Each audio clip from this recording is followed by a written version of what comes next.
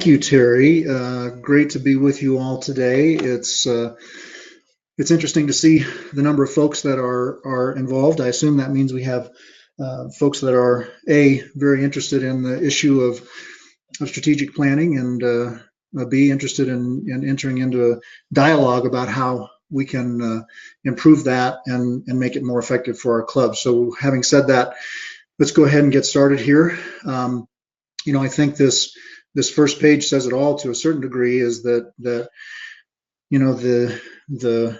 need to deal with the day-to-day, what some authors have called whirlwind, and the hectic operations can oftentimes end up with a strategic plan with the best intentions sitting on the shelf gathering dust. So with that in mind, let's figure out if there's a way to maybe do that a little bit differently. Just so you know, I imagine that a number of you are maybe subscribers to our organization, and perhaps hopefully most of you have heard of club benchmarking. But in the spirit of a strategic plan and what our core beliefs are, Ray Cronin started the organization about 10 years ago, and in fact, when I was at Cherry Hills Country Club as their general manager, I was an early adopter of the system back in those years, and so I can say now, having been a part of the organization since May, it's great to see that what I observed as a user is certainly true being part of the organization. It is an organization that values fact over opinion, and we believe that, and I think it's been demonstrated that results in healthier clubs and more empowered managers, and certainly boards and members who are more equipped together to deal with strategic issues. So just a little bit about me. 1,000 years ago, before electricity, I was at the University of Colorado. My son is there now, and that's kind of fun to watch him go through that process. And for whatever reasons, I was playing football at the time, and there was a professional league called the United States Football League, and the local franchise was the Denver Gold.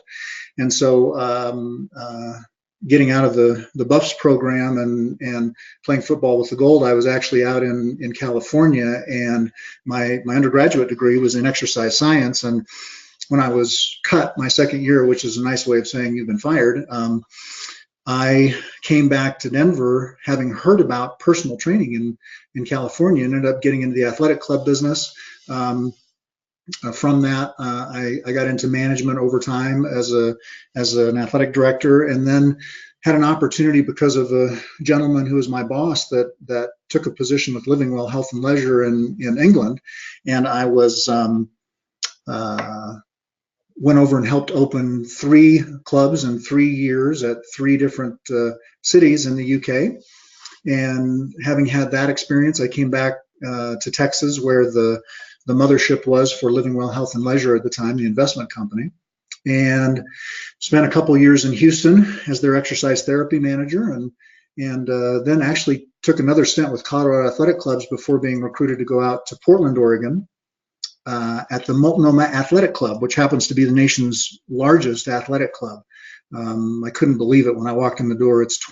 They have 21,000 members and 600,000 square feet of facility. And just in athletics alone, I think we had 20 different sport committees. And so it was quite an education on governance in a great city. And then was recruited by my longtime good friend and colleague Greg DeRosa to the Boulder Country Club, where he was serving as general manager. And I got officially into the country club business at that time. That was about 15 years ago. And enjoyed that, and Greg was recruited to Cherry Hills, and I went with him as his operations director. And when he moved on to the Olympic Club, I was promoted to the general manager. So real quickly, that's basically my background and where I come from. So just so you know a little bit about me as we get going, but I'm now very pleased to be with Club Benchmarking. So in today's presentation, I want to share with you some of the experience that I've had that's been informed by a number of things that I've read and colleagues over time who have influenced my approach. And so we'll look at a range of planning systems and inputs to those systems. I think that I've developed in this presentation, for the spirit of us examining it, I guess what I would call a Kevin's great big diagram that really started with a kind of the back of the napkin drawing to get what was in my head out on paper. And so I would offer that today as a format to consider and to customize for your specific needs. So we'll go through that a little bit. We'll talk about particularly moving from the plan to the execution stage. And that was that dusty picture that we looked at to start out, and then talk a little bit about different strategies to ensure that the plan on paper ends up coming to life in the operation. So when you think about a strategic plan, and in this particular case, what might go wrong with it, one of the big issues in our industry with a huge number of people governing is the lack of continuity in the boardroom. So I think that one of the things you have to deal with in the strategic plan is how you actually improve continuity in the boardroom, how you develop context that can drive that continuity, and how that you make sure that the processes for integration and execution are actually connected to the strategic plan. So those will all be things that we'll talk about today. So this first section is about laying the groundwork. And one of the really challenging things about strategic planning, and probably most of you have some fairly advanced business people that are parts of your board, and as you begin to even discuss the concept of strategic planning, you can sure get wrapped around the axle of what one person calls one thing, and whether you start with this or whether it's first or second or third, and those conversations can be off-putting and can sometimes even tank the process. But I wanted you all to have an idea of the sources, at least my most recent sources that I've been reading.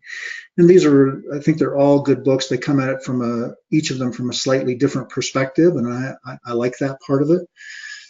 I guess I would also certainly encourage, and you probably most of you do, but I think reading as a executive staff team can really be a meaningful experience and a way to continue to learn and to apply concepts. So any of these books I think would be great for that purpose, and so I'll just leave you with that image. This is one of my favorites from a strategic planning perspective. Patrick Lencioni has written several books, The 5 Dysfunctions of a Team, and several others that are great about culture and strategic planning. And so he comes up with what I would call a very basic, solid definition, which is simply a plan for success.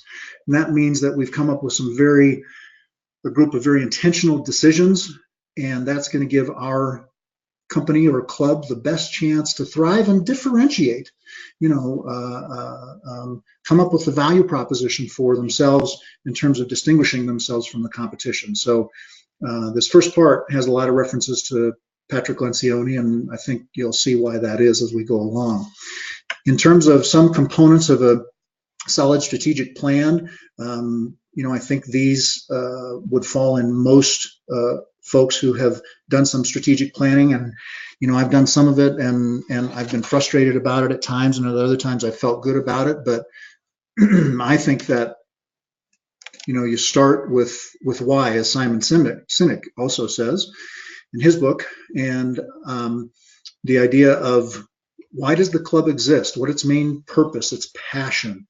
I think those are the things that come out with the idea of mission. And Lencioni would say if you took this away, the club would cease to exist. So this can be a challenging process at times. You need to think about keeping it relatively short and to the point.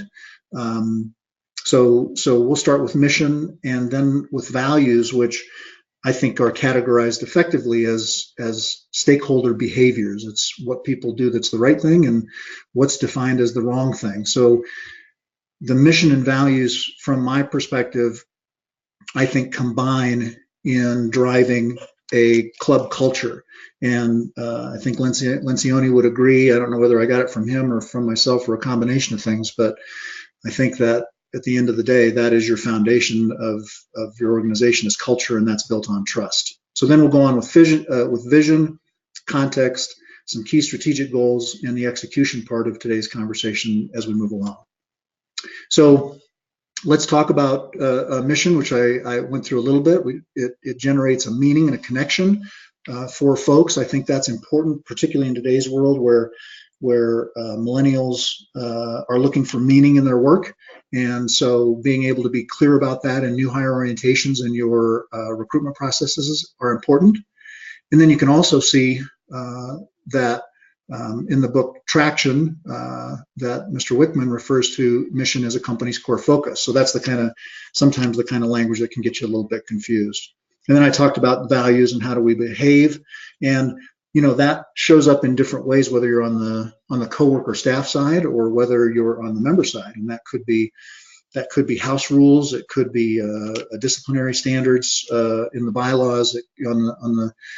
On the staff side, it's going to be more things like that are going to be associated with the coworker's performance, and that's all part of the behavior side of it. And the governance foundation to create continuity over time is really based on those behaviors. So I'm just going to throw this up at you, and like I say, this was originally sort of crafted on the back of a napkin, and let me just talk about it a little bit because there's a lot going on here, and I certainly appreciate my colleague Terry's help in putting this in a format that I hope we can have a conversation about, and that you'll find useful, whether you choose to use it or discard it for something else. We've talked about that culture piece, which is represented at the top, and now the second part of it really is the business planning execution part, and in between, we need to inform ourselves with good, solid context, and that's going to involve something called pillars, or other people call it filters, or Lencioni calls it anchors, that give us some framework for making the best decisions about where we're going and what our business plan should look like. So the how, the who, the what, and the when, all around this idea of mission and values that inform the vision, and then the goals, objectives, and actions from that point forward. And as you can see on the left-hand side, generally I think there would be agreement that the more you're operating at the top, the more strategic or qualitative your references may be, and the further down the chart you go, the more tactical and quantitative your focus is going to be, the more you get into true to-dos day to day.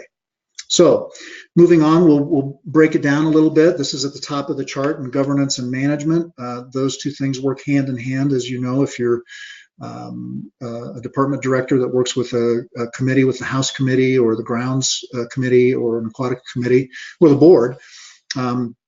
These are, again, a reference to that. And then at the bottom, you have the context and pillars. And so what Lencioni would suggest is that he sets up a comparison between what he calls healthy organizations and smart organizations. And the truth is, one does not keep you from being the other, and many organizations are both.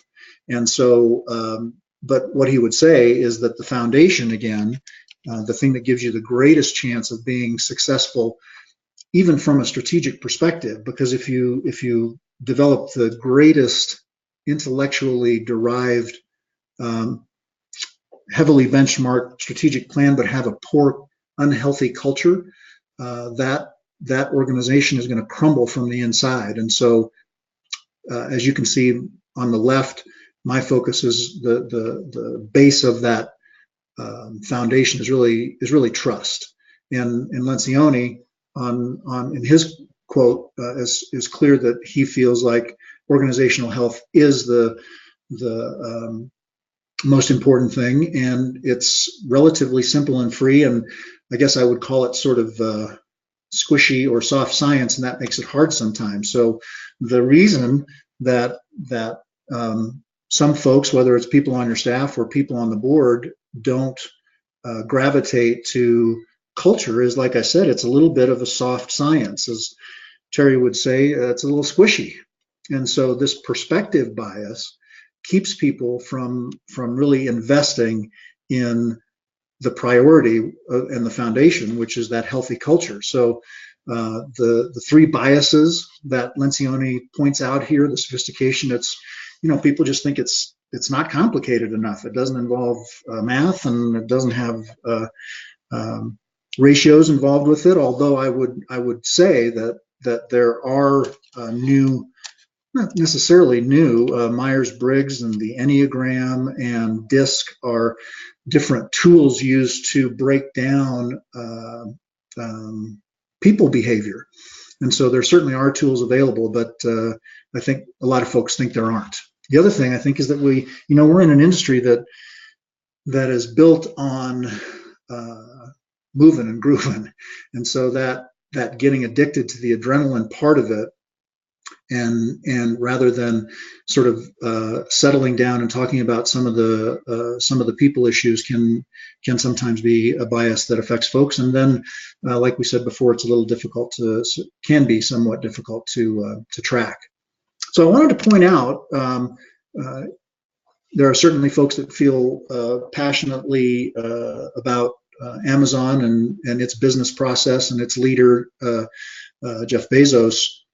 But it would be hard to deny that organization is certainly pushing the envelope and been successful from a financial perspective. And the person leading that has been Jeff Bezos. And it's just interesting that, and I guess I would challenge all of you as leaders in your clubs, how are you leading your club? What are you doing? And so, he says that his first meeting is at 10. He gets up early and settles in a little bit. He makes time for his meetings when he's most fresh, gets 8 hours of sleep, and he has a focus on the future. And I think it's interesting there at the bottom that Warren Buffett says if he makes 3 good decisions a year, he's doing great. So he's a guy that's pretty focused on the big picture, and I think Jeff Bezos is too, and it's an example of what may be healthy culture in organizations. So what's the description of healthy? In this particular one, we have 3 things: learning from one another, identifying critical issues, and recovering quickly from mistakes. So Lencioni, I'll go ahead and read a quote. I typically don't do that, but he says, without politics and confusion getting in their way, organizations cycle through problems and rally around solutions much faster than their dysfunctional and political rivals. So that's, I think, a pretty clear description of what healthy is and the benefits of it. So I would just encourage everybody to consider if your organization would get high marks. In other words, on that 1 to 10 scale, would you rank yourself learning from one another and identifying critical issues and recovering quickly from mistakes? Would you be on a 1 or a 10 on that scale? And here's another 4 points for a healthy culture, and that's minimal politics. In other words, people are real and aren't trying to leverage their own self-interests.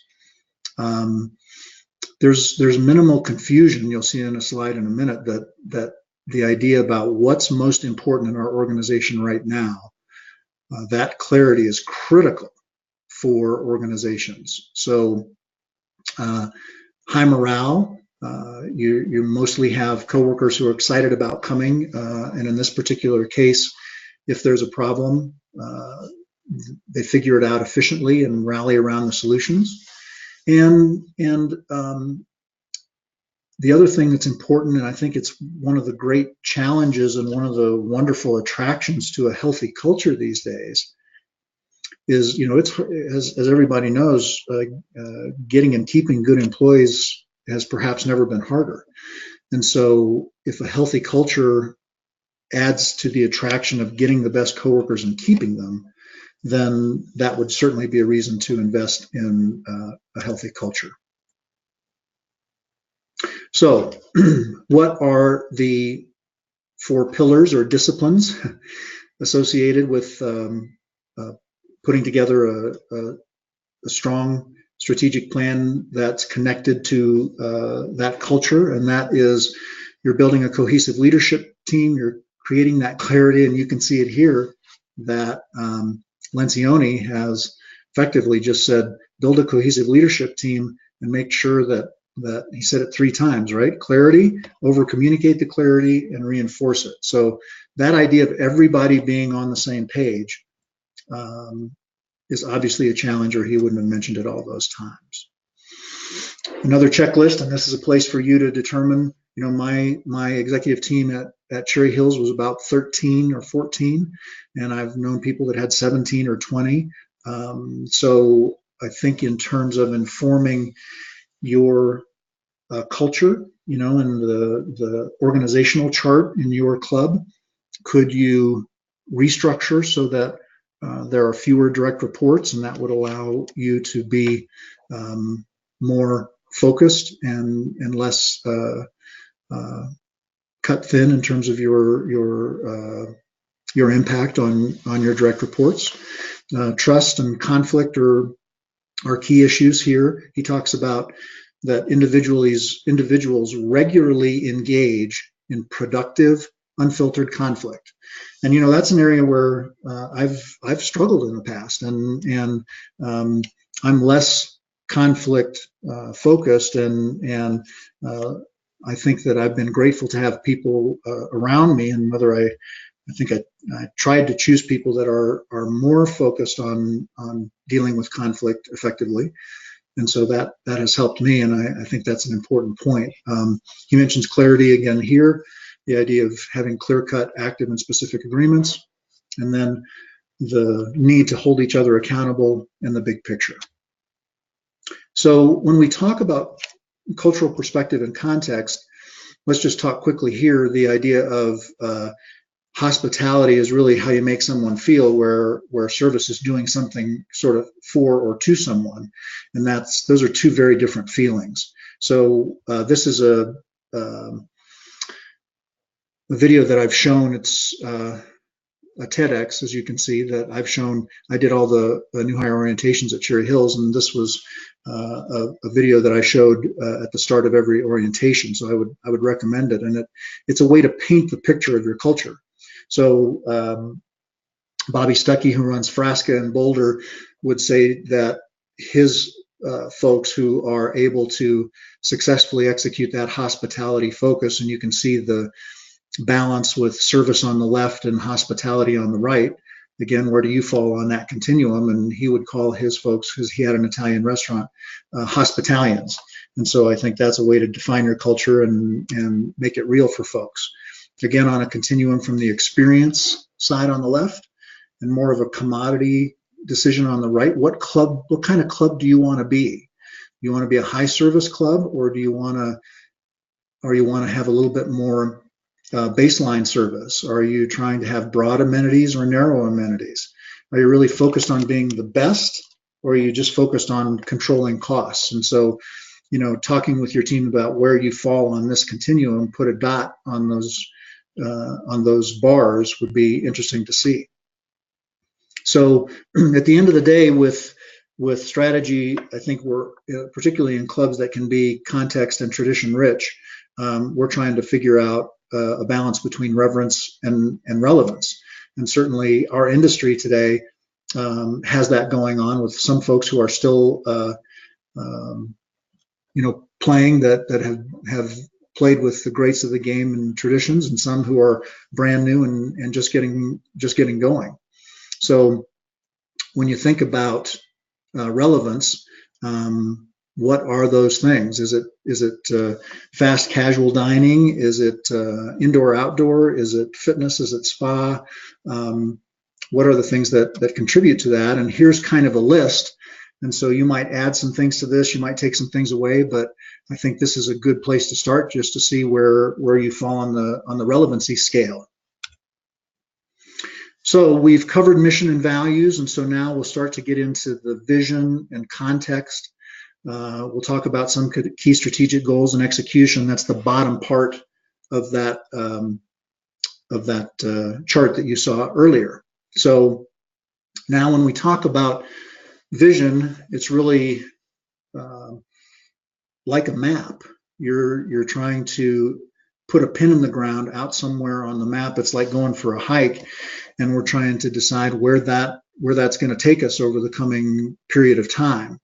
Um, in uh, in a variety of books, the 10-year target is not uncommon. In fact, when you think about how people typically look, 10 years out is a long time. And so for a target, I think it's not a bad idea, but I think, sometimes that's too far out. So I think you can leave it up to individuals to decide just how far out makes sense for your business. And so somewhere between 3 and 10 years is a good target to decide where you're going. And the Winning in Fast Time book has a number of questions that will stimulate your thoughts about where you want to land out in the future. And the important thing, just like that map I was talking about in the hike, is what is going to affect arriving at that destination 10 years from now, and how are we going to deal with it? So it's a little bit of how do we know what we don't know, and that's a lot of where club benchmarking and other sources for business intelligence come into play. So getting into the business planning side, this order could be rearranged and certainly called different things when you look at the literature. And again, I don't think you want to necessarily get wrapped around the axle about what you call it, but the goals support your vision from my perspective. And as you can see there, their aspirations are broad statements. They're mostly qualitative, and they mostly focus on how things get done, not necessarily how much will get done. And then objectives. Now, we've all kind of heard of SMART goals, but the literature seems to leave goals as being more, as I mentioned, qualitative, and objectives being more quantitative. So this is where that SMART acronym gets applied. So the specific, measurable, attainable, relevant, and time-based gets applied. And then you start breaking it down even to more tactical focused things, which are things like actions, which answers the question, how will we move toward the objectives in the next 3-month period? And then tasks that are literally going to be completed in this month, and steps that would be completed in this week. So this is the start of that operational focus.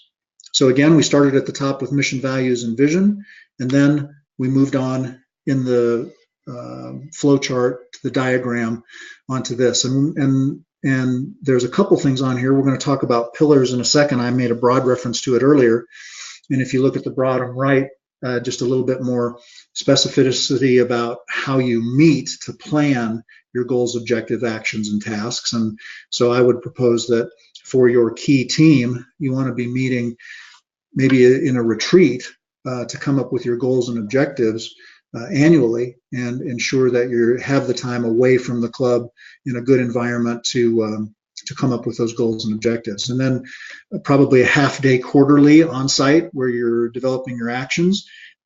And then make sure that each month you're spending a couple hours outside of the normal whirlwind of operations to focus on tasks, and then have a weekly report out of steps that tie back to goals.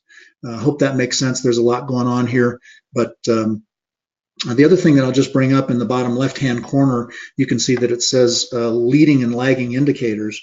And when you're scoring something, and we'll talk about that a little bit more as we move along, but as I mentioned, weight is really driven by a leading indicator rather than a lagging indicator. So being able to identify the sort of behaviors that are going to predict an outcome in your organization, over just getting to the end of the month and then seeing that a particular element of your business didn't go the way you wanted it to, is probably not the acceptable way of handling that. You need both leading and lagging indicators.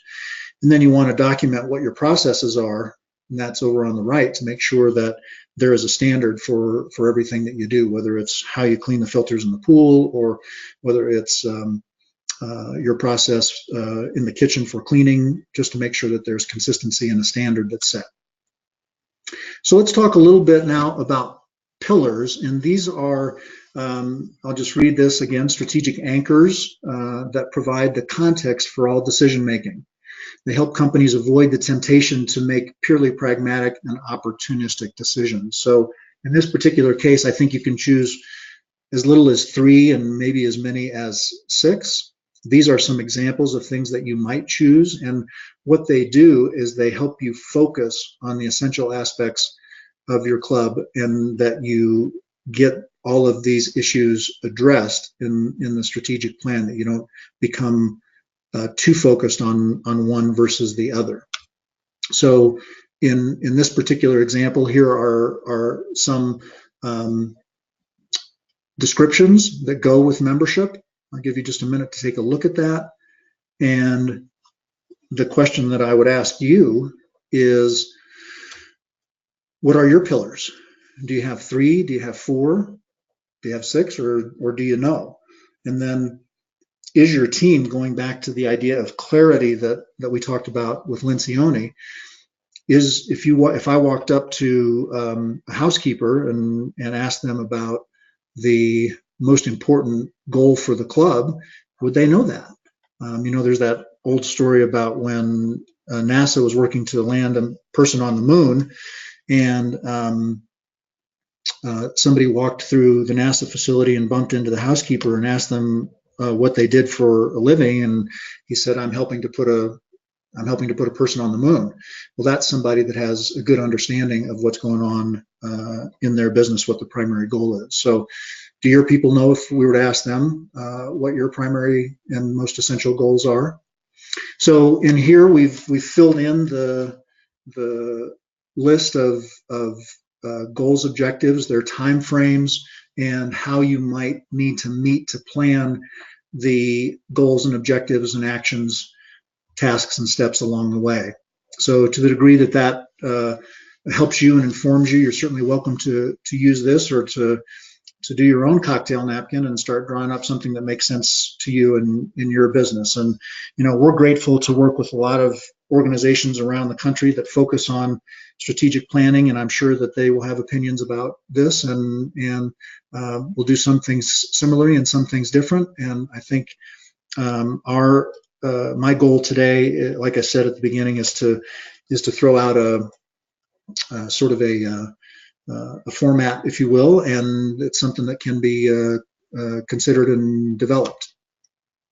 So let's shift gears a little bit now, and figuring, after we've thought about our vision and some of these goals in particular, because I don't think you want to get into the objectives and actions and tasks and steps until you've done a good job of analyzing the environment to try and figure out what it is that you don't know. And you can see here that Mr. Einstein said that if he was trying to solve a problem that his life depended on, he'd take the first 55 minutes just to ask the right questions. So this is key context for the strategic plan. The idea of figuring out what you don't know, and that's a tough process, because we typically have a blind spot in that regard, and we need to open ourselves up and look at different sorts of data, and we certainly provide a wide range of data, and there are other organizations that provide other data. The various associations do a good job of that, and I think that I'm going to go through some samples of how we do it, and we'll go from there. I've probably got a list of, I would say, close to 50 questions, and this is an example of some questions that need to be answered in the strategic planning process. And I would say to you, every year, you probably want to go back and ask the same question and see if you get to the same answer, because certainly things change over time. So this is just a range of different questions that you could ask, and there's a bunch more, and it would be something that I would encourage you to document and keep in your board book or in your staff training manuals. So a big part of context is and meaning is determining what sort of obstacles and levers there are in the community, and the SWOT analysis is a good way to do that. Many of you have heard of this, and maybe it's new to some of you, but the idea of having strengths, weaknesses, opportunities, and threats. You can see the description of what those are, examples of what those might be there, and that the strengths and weaknesses tend to be internal to the club, where the opportunities and threats tend to be external. And the question would be, how do your core competencies of your club fit into these boxes? Are they strengths, or are they things that might balance a threat or negate a weakness?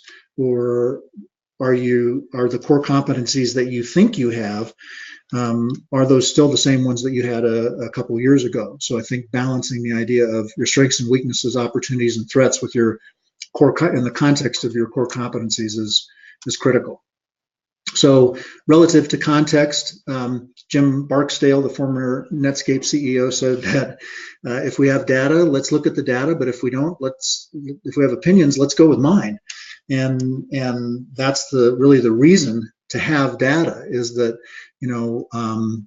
certainly there's a time and a place for opinions, but mostly when it has been fully informed by the facts.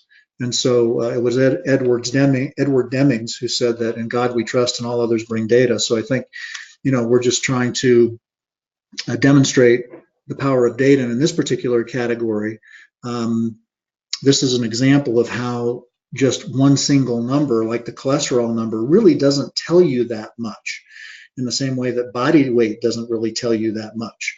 It's more, in this particular case, about your total cholesterol, about LDL and HDL, and that profile. That really is where the knowledge is.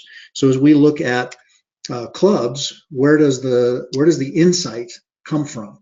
And so in this particular case that comes from our financial platform, we're comparing a club on the left-hand side to an average club based on a peer set that was selected. And you can see that in this particular case, they're pretty doggone close. In terms of these are our gross profit expenses. So it's sports and recreation, G&A, fixed expenses, building maintenance, golf operations, labor, and course maintenance. So in this particular case, you can see that the average club is spending a little bit more on course maintenance and a little bit less on non-golf sports, where the subject club is spending a little bit more on non-golf sports, which is an indicator of a club that is providing a more diverse offering. So here, this is another way of looking at clubs and adding context. So in this particular case, this is on the capital side of the ledger, not the operating side of the ledger. So if you start at the bottom left for the return on equity, you can see that the capital rich club, a club that's improving over time, is making capital investments, which is generating broader amenities, like we saw in that last slide in the yellow pie slice. And that's leading to increased member satisfaction, and they tell their friends more, which positively affects the value proposition and generates higher initiation fees and more members. And that in turn generates more capital, and that leads to more investment in better facilities, and that continues on. However, if you go the other direction, which some clubs are, that's a downward spiral, and that can be problematic. So we can help you determine through metrics which side of the scale you're on. And this net worth over time study is a good one. And by the way, at the end of the presentation today, you can certainly click on a link that will allow us. We're happy to do this on a complimentary basis, but show you your change in net worth over time. And so if you look at the left, you can see that 30% of clubs, their net worth is shrinking over time, and that for 50%, the net worth is growing at less than the rate of inflation. And our recommendation, which is to grow 3.5% per year, only 38% of the clubs are meeting that metric. And so the question is, do you know where you fall on this ledger or not? Here's another great example of physical plant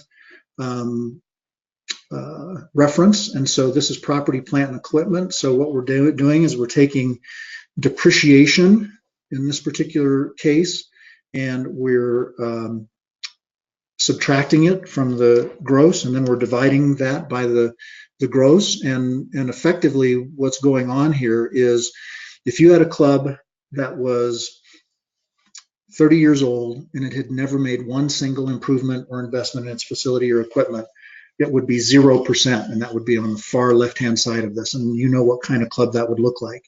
Wouldn't look very good, would it? But a club who had just literally been built and had no depreciation would be at 100%. So for this particular example, this club is at 40%, and is this a reference that your board and your staff has relative to strategic planning? This is really all context for your strategic plan. It directs where your resources, where your vision is going to go, and what your goals are going to be. So this kind of data is I think what you want to be looking at, along with others on the people side, as I described earlier. Another important item is average age in your facility. We're sort of moving out of boomers being the prime member target these days, and Gen X is coming up, but they're about 28%. There's 28% less Gen Xers than there were boomers. So we're going to have to get very specific about what motivates that Gen X group and how we're going to bring them in as members. This is a quote from our CEO, Jim Butler, and it goes back to that idea of how do we relate to new members and provide, and existing members, for what they want. So we do a variety of surveys that deal with attachment and loyalty and satisfaction. And he would say that, Jim here said that you have to be careful, because if you're building for your member today, you're sort of missing the member of the future. And so the goal of capital improvements for Jim is to cultivate membership loyalty. And to understand loyalty, you first have to understand a member's motivation to join the club. And so those most recent members that have joined will be the greatest and most favorable indication of what your future new members want. And so and to a certain degree, you're building for them. And the question becomes, do you know that? Do you have that context for your vision and for your goals? This is another important element of context. Again, this is comparing the yellow pie slice compared to other expenses within a club. And so as the yellow pie slice grows, what you see at the bottom is that the full member equivalent count, the number of members, goes up dramatically as that yellow pie slice increases. But the cost of membership, which is represented in the second from the bottom row, the second number there, the 7,000, the 7,400, you can see that it doesn't change. It actually goes down a little bit as clubs get more diverse. And the placeholder for value proposition, the initiation fee, goes up significantly as you move from left to right. So when we think about context, it would be hard to dismiss the non-golf sports. Fitness in particular, spa is another one that would be is a clear trend in our industry. So as we think about that context, here's an example of two different styles of club: a club on the right, which is more golf centric, and a club on the left. They don't really spend more money necessarily. It's just that they spend it differently. And so the more golf-centric club on the right has a more defined, smaller audience probably than the diverse club on the left, and that can make it more challenging. So the good news about all of this context is it is a skill that can be learned over time.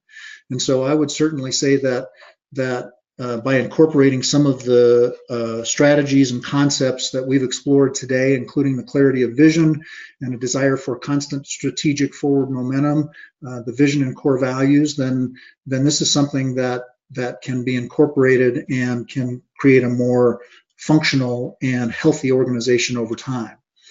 These are other tools that can be leveraged to give you context and measurement about how your club is doing. And so we talked about net worth over time, capital reserve, which is about the money you need to keep your facility up. That's actually the expenses that you require. And then the modeling study is about how you're going to pay for that. So the reserve study and the modeling study go together. Staff and member surveys are critical. You can see down there, we're currently doing both member and staff surveys. That staff engagement and satisfaction is very important in today's world, as hard as it is to hold on to good employees. And then our finance and operational benchmarking was that pie graph that you saw and how that comes together. So this is just a good example. There are certainly other sources and other forms of information that are available out there, and I would encourage you to avail yourself of all of that data. So let's go through execution role here at the end. We're kind of moving into that role now. The author of execution says that 70% of strategic failures are due to poor execution. So when we talk about execution, one of the most important things is not to try and do everything. You have to have enough to make sure you're dealing with the important things, but no more than is absolutely necessary. And so in the same way that Terry and I worked through the slideshow to try and eliminate any unnecessary slides, you need to make sure you don't have unnecessary goals or activities that you're undertaking. So this poorly shot image on the right is my fault. It's out of the four disciplines of execution, and it's talking in their research about how if you over focus on too many goals, then you end up actually achieving less than if you heavily focus on a relatively small number of goals. And their process for execution is to define those wildly important goals. We talked about lead and lagging measures, and then develop a compelling scoreboard and a cadence of accountability that I'm going to show you a little bit about. So here are some examples of leading, which is forward-looking, versus lagging indicators. And so, for example, a couple clubs I know have weekly chats with their, and I think I instituted the performance chats because these are just 5-minute conversations with their manager each week to just check in and see what's going on. And those that process has really created increased engagement on the part of the staff and satisfaction. So that's an example. If you track the number of hourly pool deck tours, checking on members, and that relationship to beverage sales, that would be a leading indicator as opposed to a lagging indicator, and you can see the others there. So for your business, what's the most important leading versus lagging indicators, so that you don't have to wait till the end of the month or the period or the year to see if you're effectively changing the approach. And then, just as an example here, this is a way to track. It's really important if you're gonna set performance targets and you're going to execute. You need something that tells people how they're doing. A scoreboard. It needs to be simple. It needs to involve the staff in terms of the chosen. It needs to balance the idea of lead and lag measures. So this would be an example of cumulative bottles of wine sold over the target. And so this particular club, as an example, did well.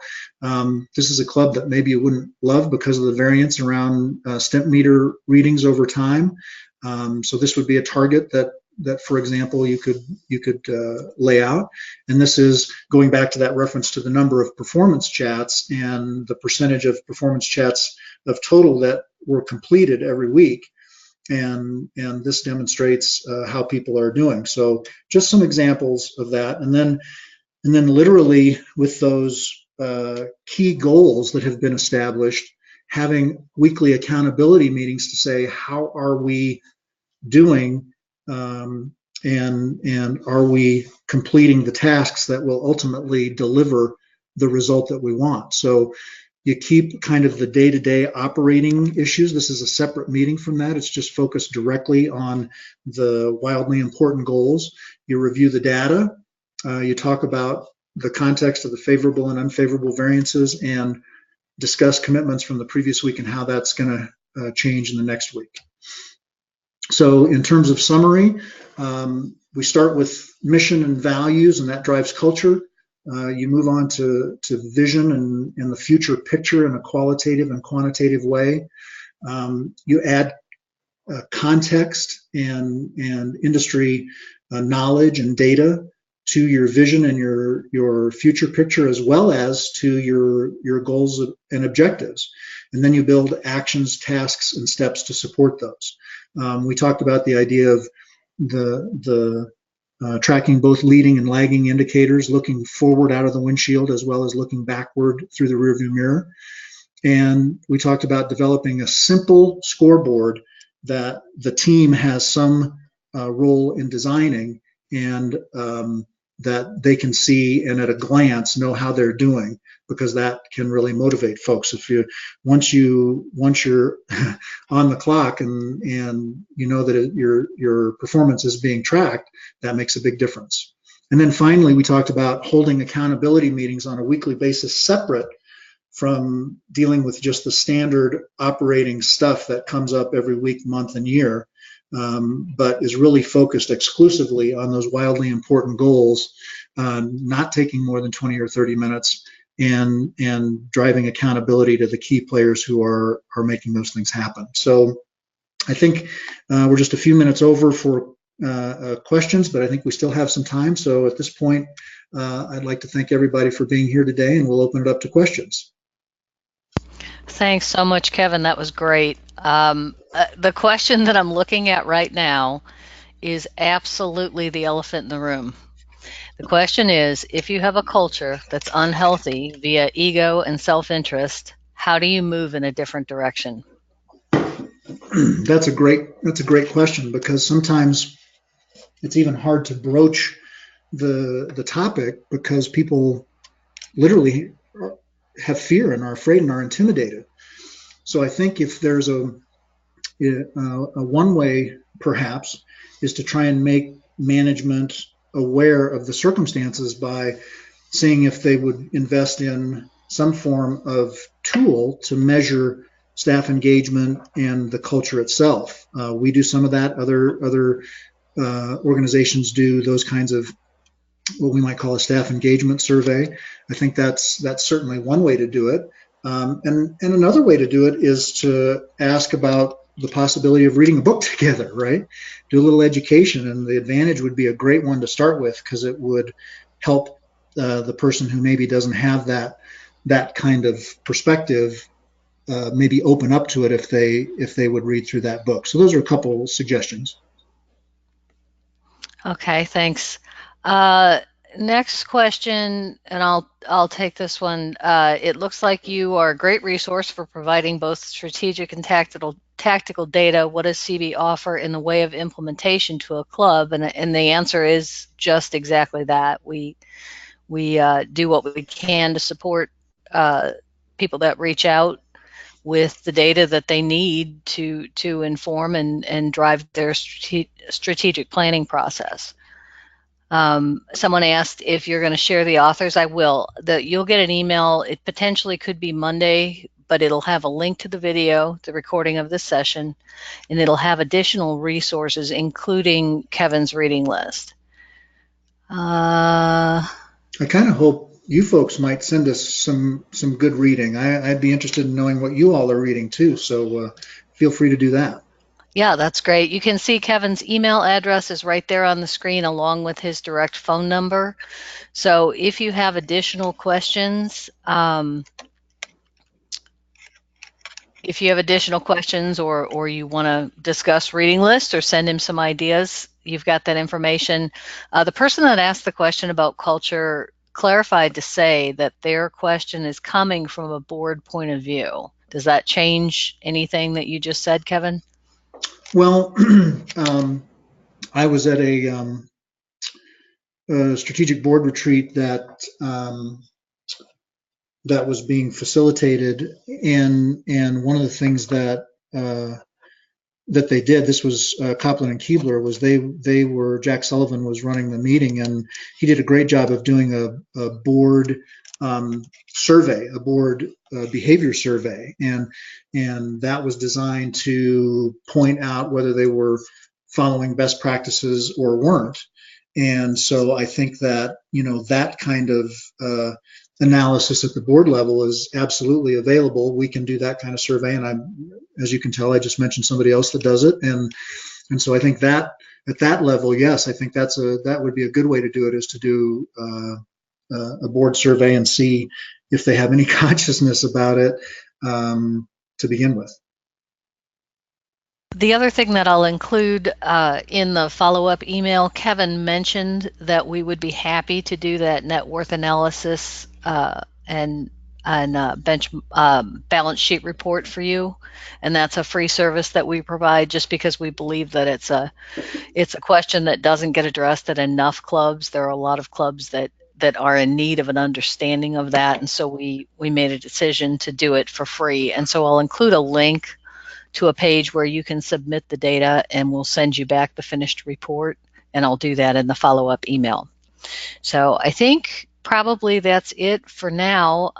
If you have any additional questions or thinking of anything afterward, don't hesitate to reach out to Kevin directly and make a note of his email address there. So thank you all for joining us. Yes, thank you all very much. All right, take care. Bye bye.